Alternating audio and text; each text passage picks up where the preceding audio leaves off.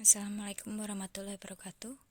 Perkenalkan, nama saya Auriel Maharani Riananda dengan NIM G331200113. Di sini saya akan mempresentasikan tentang hasil makalah kelompok saya yang berjudul Tata Kelola SDM sebagai Penggerak Roda UMKM. UMKM saat ini, pada tahun 2013, jumlah pelaku UMKM berjumlah sebesar 57.900.000 unit atau sekitar 98% dari total unit usaha dengan kontribusi terhadap perekonomian mencapai 60,3%, di mana kontribusi ini merupakan jumlah yang sangatlah tinggi. Lalu dari 60,3% kontribusi terhadap perekonomian Indonesia, 99% penyerapan tenaga kerja terjadi di UMKM.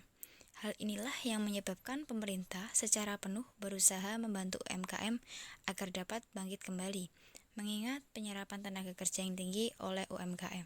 Masyarakat mulai lebih mengenal sebutan UMKM. Karena hal ini terjadi karena pemerintah juga semakin gencar untuk mensosialisasikan UMKM. Begitu pula bagaimana langkah-langkah lanjutan pemerintah untuk membuat UMKM kembali hidup dan kembali bergerak pada masa peralihan sekarang. Dengan kembali berproduksinya UMKM, membuat perekrutan tenaga kerja akan dibuka secara besar-besaran. Dengan berbagai macam kebijakan-kebijakan baru yang dibuat oleh pemerintah, maka tidak akan menutup kemungkinan UMKM yang awalnya gulung tikar akan kembali memulai usahanya. Bahkan UMKM baru juga tidak akan bisa kita pungkiri, karena kondisi yang sekarang ini kita semua tahu bahwa pemutusan hubungan kerja secara sepihak maupun pengunduran diri sudah sering terjadi. Banyak kalangan atas maupun bawah yang kehilangan pekerjaannya, atau bahkan mereka masih bisa bekerja walaupun hanya dari rumah saja, sehingga menyebabkan penumpukan tenaga kerja yang belum mendapatkan kesempatan bekerja. Akan tetapi, dengan melimpahnya sumber daya manusia, membuat para UMKM bisa saja terlena dan tidak hati-hati dalam memilih sumber daya manusia yang ada. Maka dari itu, menurut kelompok kami, manajemen sumber daya manusia sangat amat diperlukan. Manajemen ini bukan hanya sekedar mengatur jumlahnya sedikit banyaknya individu untuk ditempatkan di suatu bagian. Kita akan masuk ke bagian manajemen sumber daya manusia.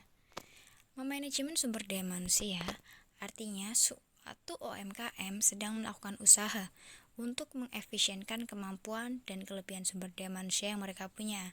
Jadi, mereka tidak hanya merekrut besar-besaran yang akan kemudian mereka jadikan sumber daya manusia dijadikan aset berharga mereka. Setiap langkah yang diambil dalam manajemen sumber daya manusia akan lebih menekankan pada hal-hal yang membuat kinerja sumber daya manusia meningkat, sehingga menghasilkan yang terbaik agar UMKM dapat menghasilkan hasil yang maksimal pula. Ada pula hal-hal yang perlu diperhatikan jika suatu UMKM ingin melakukan manajemen. Yang pertama adalah kita harus memperhatikan kemampuan UMKM tersebut, di mana maksudnya adalah bagaimana tingkat kemampuan sebuah UMKM dalam melaksanakan strategi manajemen. Dilihat dari budget yang mereka punya, kesempatan yang mereka ambil, dan seberapa jauh mereka bertindak. Seperti misal, UMKM yang masih baru saja terbentuk atau berdiri, pasti cenderung memiliki modal atau memiliki biaya yang relatif lebih kecil untuk melakukan segala sesuatu dibandingkan dengan UMKM yang sudah lama seperti 5 tahun atau 6 tahun berdiri. Mereka pasti sudah memiliki jaringan yang luas, mereka sudah memiliki konsumen yang tetap, sehingga budget yang mereka miliki juga lebih banyak. Relokasi dana yang mereka punya dan yang akan mereka ambil pun juga mempunyai pilihan budget yang lebih banyak. Sehingga kemampuan UMKM sendiri juga perlu diperhatikan agar apa yang UMKM punya bisa dimaksimalkan dengan baik dan menghasilkan sesuatu yang mempunyai timbal balik yang baik juga untuk UMKM. Kemudian kesempatan yang mereka ambil, bagaimana mereka bisa mengadakan suatu hal untuk mendukung manajemen mereka, seperti seberapa dalam keseriusan mereka dan seberapa jauh mereka mampu untuk menanggapi keseriusan mereka dalam manajemen SDM. Seperti contoh, ada UMKM yang sangat serius untuk memanajemen SDM, mengkursuskan para karyawannya. Ada yang sampai memberikan pelatihan khusus selama lebih dari 1 bulan kepada para karyawannya, agar para karyawan tersebut memiliki kinerja yang lebih baik. Lalu yang kedua adalah target UMKM. Di sini yang dimaksudkan adalah hal apa yang ingin dioptimalkan oleh UMKM, apa yang menjadi fokus UMKM terhadap tenaga kerja yang dimilikinya, serta hasil yang diinginkan oleh UMKM. Jadi, target UMKM dimaksudkan adalah kita harus memperhatikan kembali apa yang akan UMKM tuju jika ingin melakukan manajemen. Lalu, yang menjadi titik-titik fokus suatu UMKM, seperti contohnya pada bidang makanan, maka mereka pasti akan memfokuskan pada cita rasa, keanekaragaman menu, serta keefisiensian tempat atau kemasan produk yang mereka punya, sehingga mereka akan melatih para pekerjanya untuk lebih kreatif dalam membuat suatu packaging. Lalu mereka juga akan menekankan tentang bagaimana memanajemen sumber daya manusia mereka agar menghasilkan masakan yang enak, masakan yang inovatif, dan memiliki cita rasa yang tetap dan sama. Lalu, hasil yang diinginkan ingin seperti apa? Jadi suatu UMKM harus memperhatikan dan harus mengingat kembali apa-apa saja yang ingin mereka raih. Dengan memanajemen SDM, dengan melatih SDM yang ada, mereka sebenarnya ingin mencapai tujuannya itu seperti apa. Lalu, yang selanjutnya ada pelaksanaannya. Jika sudah memiliki tujuan, sudah memiliki budget, dan sudah memiliki planning, maka yang selanjutnya harus diperhatikan adalah ketika pelaksanaannya. Bagaimana pelaksanaannya, apa langkah yang diambil setelah proses itu berjalan, tingkat kedisiplinan UMKM dalam menjaga konsistensinya. Jadi, setelah semuanya siap, ketika proses manajemen SDM berjalan, bagaimana konsistensi sebuah UMKM dalam menjalankan manajemen SDM mereka. Jika suatu UMKM dapat terus menjaga situasi dan kondisi manajemen USDM, maka hasil yang mereka inginkan pasti akan mudah tercapai dan mereka tidak hanya berhenti pada suatu titik. Mereka akan terus berinovasi, mereka akan terus berkembang dan menghasilkan UMKM tersebut menjadi lebih besar daripada sebelumnya. Lalu selanjutnya adalah keuntungan UMKM. Dalam manajemen sumber daya manusia, adapun keuntungannya untuk UMKM, yang pertama adalah kerja karyawan menjadi lebih baik. Maksudnya di sini adalah dengan memanajemen sumber daya manusia dengan baik, maka kinerja karyawan dapat lebih teratur dan terarah.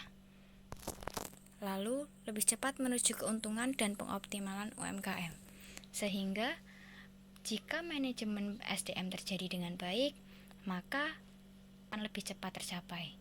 Lalu UMKM akan berjalan secara lebih optimal, sehingga membuang-buang sumber daya tidak akan terjadi secara maksimal dan kita akan meminimalisirnya. Lalu selanjutnya adalah target produksi, target pemasaran, kualitas dan hasil cepat tercapai. Maksudnya di sini adalah kita dapat mencapai semua target yang kita inginkan, seperti kita bisa menghasilkan produksi yang banyak, akan tetapi pemasarannya serta kualitas yang baik juga tetap kita jaga. Jadi pemasaran kita juga bagus, lalu kualitas yang kita berikan kepada konsumen pun akan tetap terjaga jika manajemen sumber dayanya baik. Lalu hasil yang kita inginkan pun juga pasti akan cepat tercapai. Jika terjadi manajemen sumber daya manusia yang baik, maka lingkungan kerja akan menjadi lebih baik. Lingkungan yang tercipta akan menjadi lebih kondusif dan membuat para pekerja lebih nyaman serta aman selama mereka bekerja dalam suatu UMKM. Lalu di sini kita dapat menarik kesimpulan bahwa Manajemen SDM sangat penting dalam rangka memperbaiki kualitas suatu UMKM. Dengan terciptanya lingkungan kerja yang nyaman dan sehat, membuat proses produksi suatu barang atau jasa UMKM menjadi lebih lancar dan berdampak baik untuk karyawannya.